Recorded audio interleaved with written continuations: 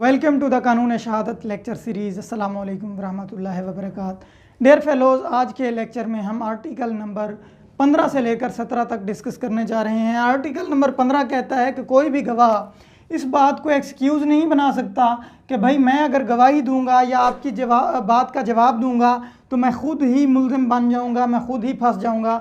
यानी अगर कोई मुल्ज़िम ये सोच रहा है कि मेरे जवाब देने से मैं ख़ुद ही मुल्ज़िम बन जाऊंगा, तो आर्टिकल नंबर 15 कहता है कि ये कोई एक्सक्यूज़ नहीं है, उससे ये बात पूछी जाएगी। लेकिन अगर हम कॉमन सेंस इस्तेमाल करें तो कॉन्स्टिट्यूशन ऑफ पाकिस्तान का आर्टिकल नंबर 13 इसके बिल्कुल उल्ट है।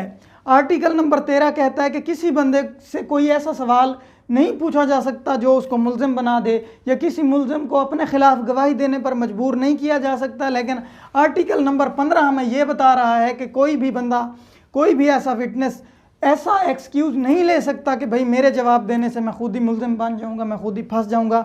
तो ये दोनों एक दूसरे के उल्ट लग रहे हैं बज़ाहिर। लेकिन आर्टिकल नंबर 13 जो है कॉन्स्टिट्यूशन ऑफ पाकिस्तान का, वो भी यही कहता है कि किसी बंदे को अपने ख़िलाफ़ गवाही देने पर मजबूर नहीं किया जा सकता।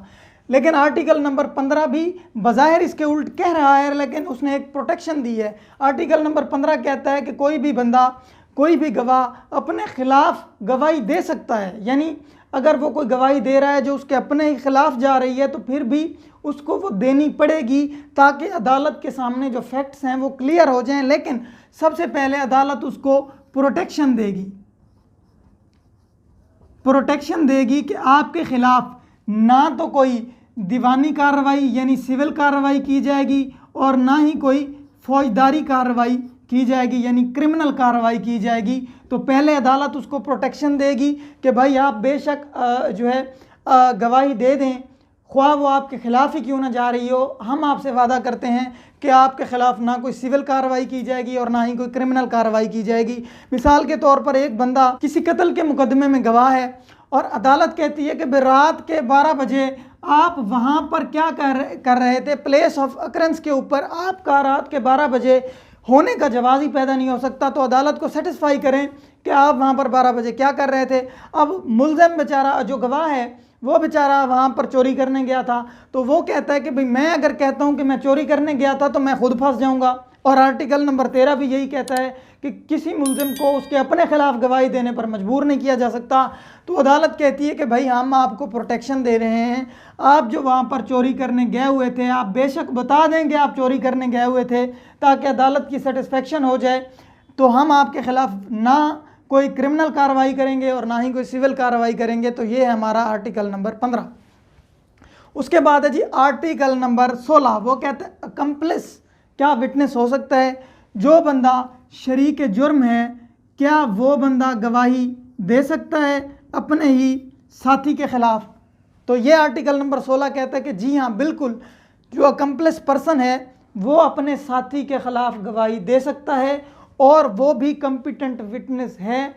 लेकिन जो हदूद केसेस हैं उसमें जो अकम्प्लिस है, जो शरीक जुर्म है, वो गवाही नहीं दे सकता। यानी ऐसे जो ज़िना के, कत्ल के या डकैती वगैरह के जराइम हैं उनमें अकम्प्लिस बराबर का मुजरिम होता है, मुल्ज़िम होता है। लेकिन ये जो दूसरे जराइम हैं उनमें अकम्प्लिस जो है वो शरीक जुर्म अपने साथी के ख़िलाफ़ गवाही दे सकता है। आपने बहुत सी मूवीज़ में भी ये डायलॉग सुना होगा कि पुलिस वाले किसी मुल्ज़िम से कह रहे होते हैं कि भाई आप जो है वो सरकारी गवाह बन जाएं, हम आपकी जान छुड़वा देंगे। तो वो बेसिकली अकम्प्लिस की ही बात कर रहे होते हैं कि आप जो है वो बतौर अकम्प्लिस अपने साथी के ख़िलाफ़ गवाही दे दें और हम आपको सरकारी गवाह बनाकर इस केस से आपकी जान छुड़वा देंगे। उसके बाद है जी आर्टिकल नंबर 17। ये कहता है competency and number of witness के गवाही देने के लिए अहल कौन होगा और कितने गवाहान की ज़रूरत है। तो आर्टिकल नंबर 17 कहता है कि उसकी कम्पिटेंसी जो होगी वो इस्लामी असूलों के मुताबिक होगी। कुरान और सुन्नत ने जिस गवाह को कम्पिटेंट कहा है वही गवाह कम्पिटेंट होगा। आर्टिकल नंबर 3 जो है QSO का, वो भी कम्पिटेंसी के साथ डील करता है कि कौन कौन बंदा एलिजिबल है गवाही देने का। वो आप प्लेलिस्ट में आर्टिकल नंबर 3 को देख सकते हैं। और अगर इस्लामी असूलों के मुताबिक कोई गवाह नहीं मिलता तो जो गवाह मिल रहा होगा रियासती कानून के मुताबिक उसी से इस्तिफ़ादा हासिल किया जाएगा। उसके बाद है G number of witness. Article number 17 की क्लॉज 2 जो है वो कहती है कि जो हदूद केसेस हैं उनमें हदूद ऑर्डिनेंस को ही जो है प्रेफर किया जाएगा, यानी हदूद लॉ जो कह रहा होगा या जो कोई स्पेसिफिक लॉ उसके रिलेटेड बनाया गया है उस लॉ के मुताबिक गवाहान जो हैं वो बुलाए जाएंगे। लेकिन हदूद केसेस जैसे कोई जिना बिल जबर का केस है तो उसमें 4 गवाह होने चाहिए, और अगर कोई मतलब है कि कत्ल का है, चोरी डकैती का केस है तो उस केसेस में 2 गवाहान ज़रूरी होते हैं, और उनकी फिर शरायत होती हैं कि वो मुसलमान होना चाहिए, आकिल होना चाहिए, बालिग होना चाहिए।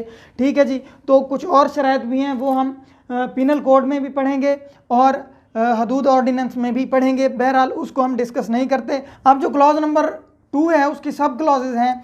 जो क्लॉज नंबर 2 की सब क्लॉज ए है वो कहती है कि कोई भी माली मामला होगा, कोई भी लेन देन का मसला होगा, कोई भी मुआहदा होगा प्रॉपर इसके दरमियान, पार्टीज़ के दरमियान, तो ऐसा कोई भी मसला होगा जो माली मामलात से, लेन देन से कोई मुआहदा होगा, किसी किस्म का कोई एग्रीमेंट होगा जो फ्यूचर ऑब्लिगेशंस या राइट्स क्रिएट कर रहा होगा। जैसे कोई मुआहदा होता है कि आप मुझे पैसे देंगे तो ये प्रॉपर्टी मैं आपके नाम मुंतकिल कर दूंगा, तो फ्यूचर की कोई ऑब्लिगेशंस क्रिएट कर रहा होगा तो उसमें 2 गवाहान होने ज़रूरी हैं। अगर ये मर्द हैं तो 2, अगर इनमें से एक मर्द है तो फिर इसके साथ 2 ख़वातीन होंगी। ठीक है जी, माली मामलात में 2 मर्द या 1 मर्द और 2 ख़वातीन, और दीगर कोई भी मसला होगा तो उसमें 1 औरत या फिर 1 मर्द यानी 1 गवाह उसमें ज़रूरी है। इन मामलात में 2 और इन मामलात में 1। अब इन मामला माली लेन देन और मुआहदात वगैरह में 2 गवाह इसलिए हैं कि अगर एक गवाह किसी पॉइंट के ऊपर भूल भी रहा है तो दूसरा गवाह जो है उसकी तायीद या तरदीद कर सकता है, यानी वो एक दूसरे को हकायक जो है वो बता सकते हैं और अदालत को जो है असल मामले की तह तक पहुंचाने में मदद दे सकते हैं। तो इसलिए, और बाकी जो छोटे मोटे मामलात हैं उनमें 1 गवाह ही ज़रूरी है। लेकिन जो इससे बड़े क्रिटिकल मामलात हैं हदूद केसेस, तो उनमें हदूद ऑर्डिनेंस को हम डिस्कस करेंगे कि कितने कितने विटनेसेस और क्या क्या उनकी कंपिटेंसी होती है। तो उम्मीद करता हूँ कि आपको 15 से लेकर 17 आर्टिकल्स की डिटेल के साथ समझ आ गई होगी। QSO की प्लेलिस्ट का लिंक डिस्क्रिप्शन के अंदर मौजूद है, आप बकिया आर्टिकल्स को डिटेल के साथ एक्सप्लोर कर सकते हैं। Thank you very much.